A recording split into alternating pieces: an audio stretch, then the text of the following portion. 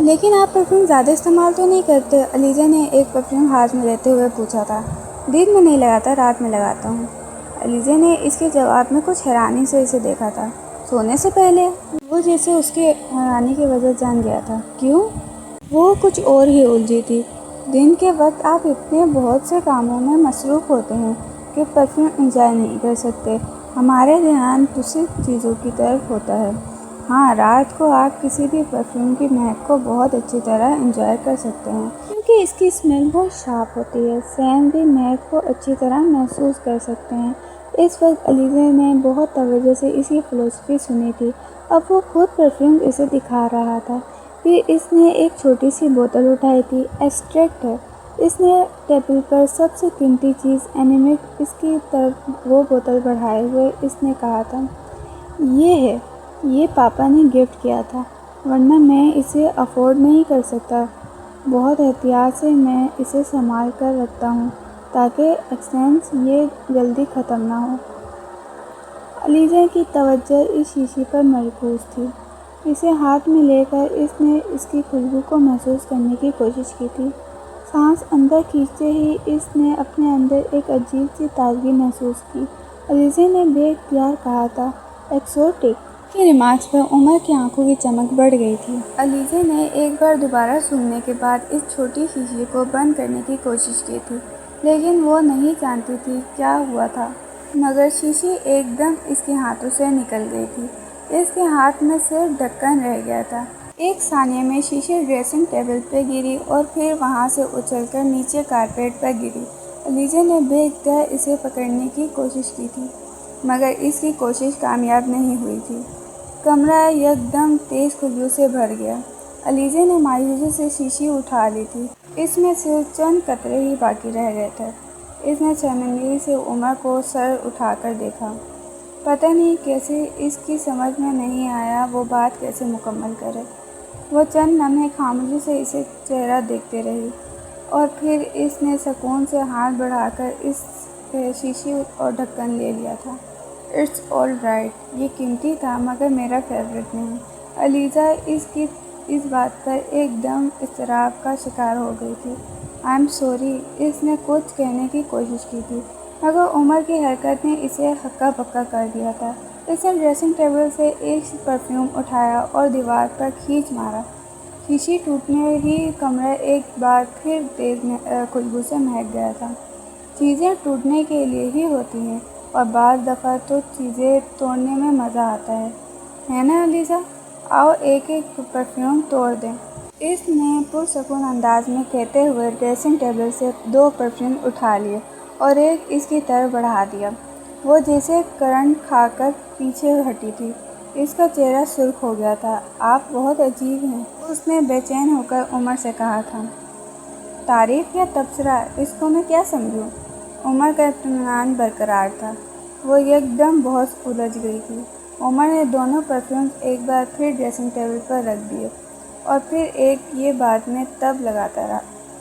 جب خود کو بہت اکیلا محسوس کرتا ہوں، ایکسٹنسی اور پرفیوم اٹھا کر اس کی طرف بڑھایا۔ اس نے سلسلہ وہیں سے جوڑنے کی کوشش کی تھی جہاں سے ٹوٹا تھا۔ علیزہ نے ہاتھ نہیں بڑھایا۔ وہ اب اس کمرے سے بھاگ جانا چاہتی تھی۔ وہاں اس کی ساری دلچسپی یکدم ختم ہو گئی تھی۔ یہ پرفیوم نہیں دیکھنا چاہتی؟ عمر نے بڑے دوستانہ انداز میں پوچھا۔ علیزہ نے نفی میں سر ہلا دیا۔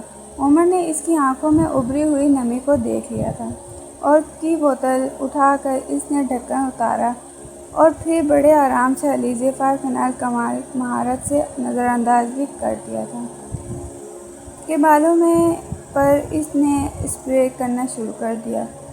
وہ بے اختیار ایک دم پیچھے ہٹی تھی۔ اسے اپنی گردن اور بالوں میں نمی محسوس ہوئی۔ مکمل لڑکوں کے لیے ہوتا ہے، اور علیزہ میرا خیال ہے تم ان لڑکیوں پریشیس یہ پرفیوم دنیا کی سب سے اچھی اور میں شامل ہیں۔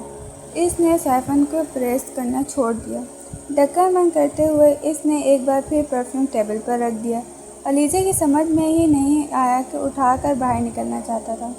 فار فنال نہیں آیا، وہ کس قسم کا رد عمل ظاہر کرے؟ عمر بہت عجیب قسم کا تھا۔ اس نے اب تو تم ناراض نہیں ہو نا؟ علیزہ نے اپنے پیچھے عمر کی آواز سنی تھی۔ اس نے مڑ کر عمر کو دیکھا تھا۔ وہ وہیں ڈریسنگ ٹیبل کے سامنے کھڑا مسکرا رہا تھا۔ علیزہ نے کچھ کہنے کے بجائے صرف سر ہلا دیا۔ عمر کی مسکراہٹ کی دلکشی میں اضافہ ہو گیا تھا۔ "So Alizeh, we are friends and true friends are friends forever". Alizeh نے اسے کہتے ہوئے سنا تھا۔ اس کے چہرے پر بھی ایک مسکراہٹ نمودار ہوئی۔ باب 3۔ کمرے کا دروازہ یکدم کھل گیا تھا۔ وہ یکدم ہڑبڑا گئی تھی اور کمرہ ایک بار پھر اس وجود سے خالی ہو گیا تھا۔ "علیزہ بی بی، مجھے بیگم صاحبہ نے بھیجا ہے۔ وہ کہہ رہی ہیں کمرے کی سیٹنگ بدلنی ہے تو مجھے بتا دیں، میں چیزیں اٹھا کر ادھر ادھر کر دوں گا۔"